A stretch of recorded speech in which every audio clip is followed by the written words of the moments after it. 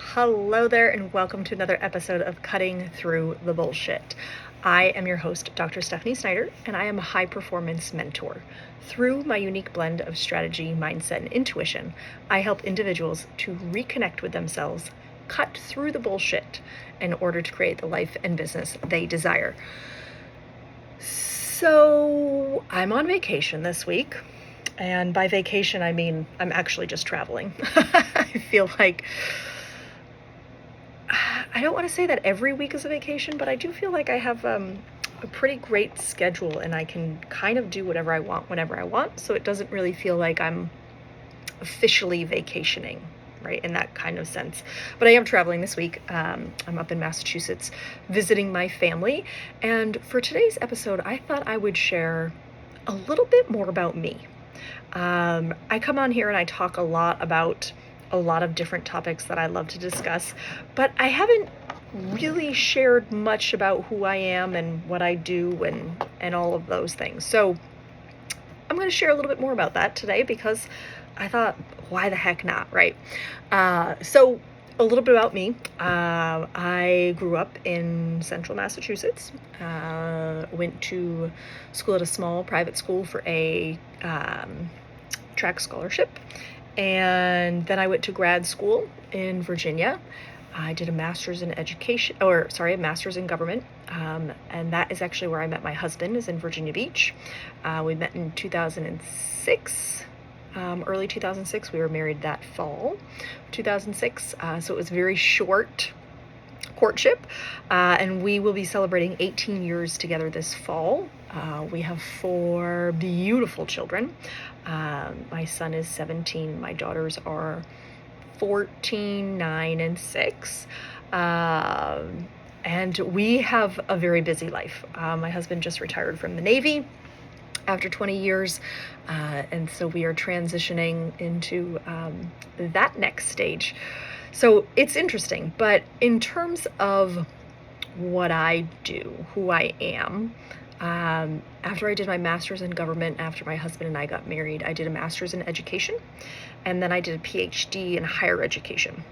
My goal was to be a full-time faculty member at a university. And I finished my Ph.D. right before baby number 4 was born and realized I don't really want to do full-time anything. Right? When I reflected on it, I realized that I have actually never had a typical 9-to-5 job. I think maybe one summer I did an internship that was in an office that was kind of the 9-to-5 schedule. But for a long time, I was a nanny. I did retail. I taught online before it was cool. When we lived in Sicily, I actually taught online for a couple different universities at the time. I still currently teach online at a couple of universities, and I do really enjoy that. And I have my own business, so I'm an entrepreneur. I have dabbled in a ton of different things, anywhere from Tupperware to the jewelry thing to Beachbody to, a bunch of things, right? And I did all of those things with the intention of helping women. Helping them to feel better about themselves, to reconnect with themselves. And in 2017, I woke in the middle of the night to hearing who I describe as God tell me that I was using those other businesses as a crutch and I needed to start something on my own. And so I started what was initially called The Overjoyed Mom, and I was very successful at that. Really, really loved it. And somewhere along the way, I got in my own way. I got in my own head, started overthinking, started analyzing, and ultimately self-sabotaged that business. And it was a real hit to my confidence. And that was around the time of COVID that it came crashing down. And I just kind of went into survival mode. As I'm sure many people can relate to, it was how do I keep my cool? I can be very sensitive to other people's energies, and so I would go out in the midst of COVID and get migraines. And I'd have to come home. So I didn't spend a lot of time out and about. My kids and I, we actually got some baby chickens at the time. We had 6, initially had 6. I think we're up to 13 now. And they are super, super fun. I also have a garden. You will probably see pictures of my garden on Instagram or Facebook, social media for sure. I love to garden. I love to garden. It's so rewarding. The vegetables taste delicious. There is nothing sweeter than a homegrown watermelon. If you don't trust me, grow one yourself. And then in terms of other things, my son has snuck into the room. So if you see the video, that's, oh, not my son, my mom snuck into the room. Hi, Mom. So in terms of other things, my kids go to a private school, and I love that for them. Small private school. They are not always the biggest fans of that, but it's fine. They'll get over it. And I love to run. To swim, to bike. I recently started triathlons, and by recently I mean like 3 or 4 years ago I started doing triathlons. I did one triathlon when I was probably 17, and it was fun. It was just a spur of the moment. There was 0 training that I did for that triathlon because I was in college. Was I in college yet? I might have been in high school. My siblings and my father and I, we all did that, and that was fun. But I do love triathlons. I actually did my first marathon 15 months after shattering my right kneecap. That was a pretty devastating accident. That was in 2017, November 2017, in an ATV accident, shattered my kneecap. And the doctor told me that I would struggle to ever walk normal again. And I told myself that I was too young to never run again. And I did a lot of physical therapy. And actually had to have a second surgery. What was it? November to September, so 10 months later. Second surgery 10 months later to actually have the pins removed from my knee because my body was rejecting them, and they were just so incredibly painful. And then, so the September 2018 was that second surgery, and then in March of 2019, I ran my first full marathon. And it was so fun. My physical therapist showed up and they cheered me on, and that was just incredible. And then, yeah, just a lot of things over the years. Certainly a lot to be grateful for sure. And in terms of the things that I do for myself, you'll hear me talk about this a lot, is if it's not fun, I'm probably not going to do it. And that can make some people crazy, because sometimes adulthood feels like it's not so fun. I'm actually headed out to do some line dancing tonight with my sister. I'm so excited. And it really is about what is enjoyable, because there is always something to do, always, but there is not always something that needs to be done.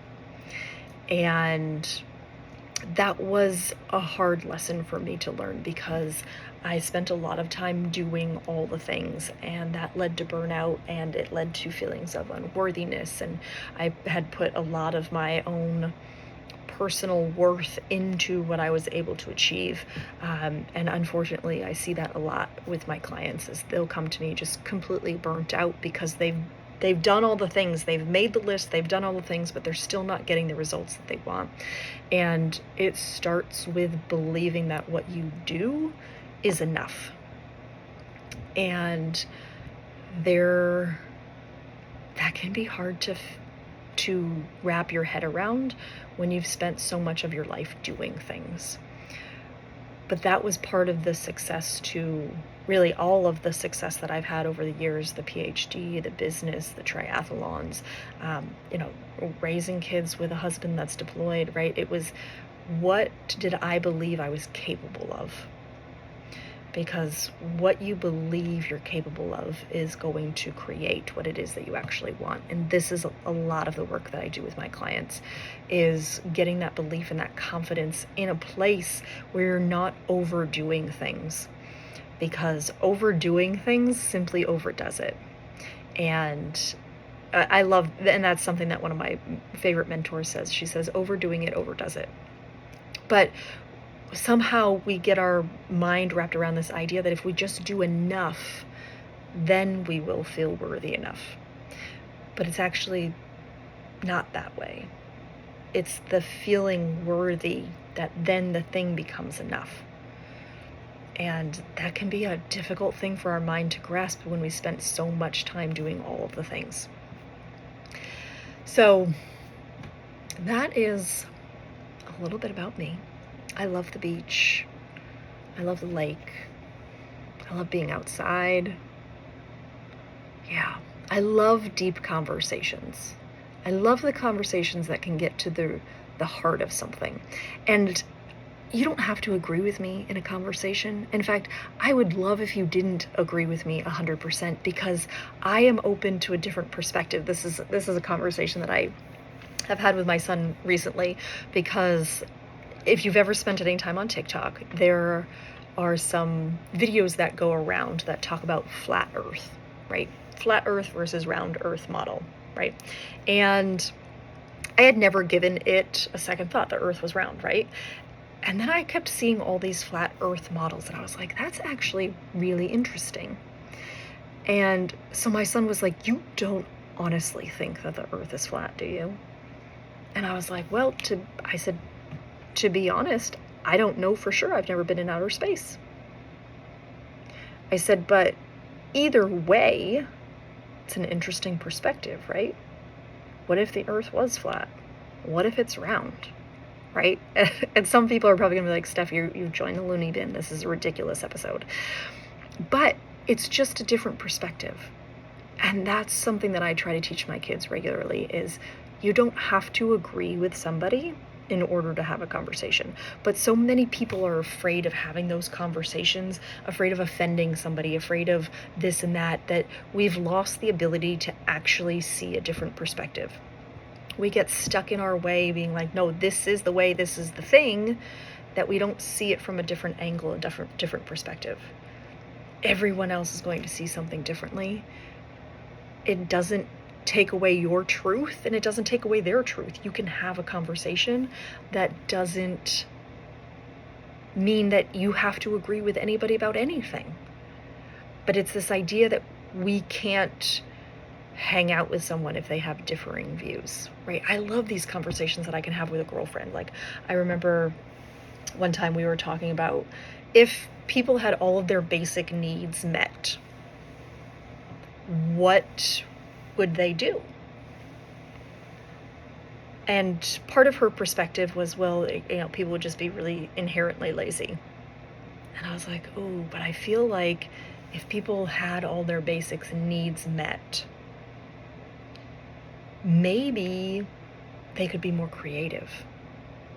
Maybe there could be a mental shift and a societal shift.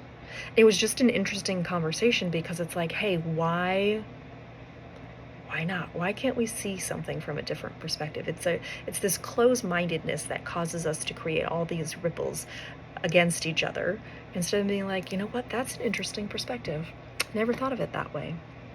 Because the truth is, if you're struggling with something, it's going to be a different perspective that helps you get through that. So why not be open to it?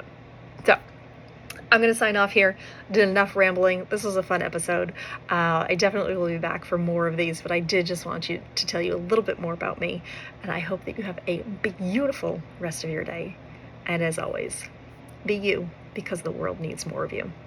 Bye.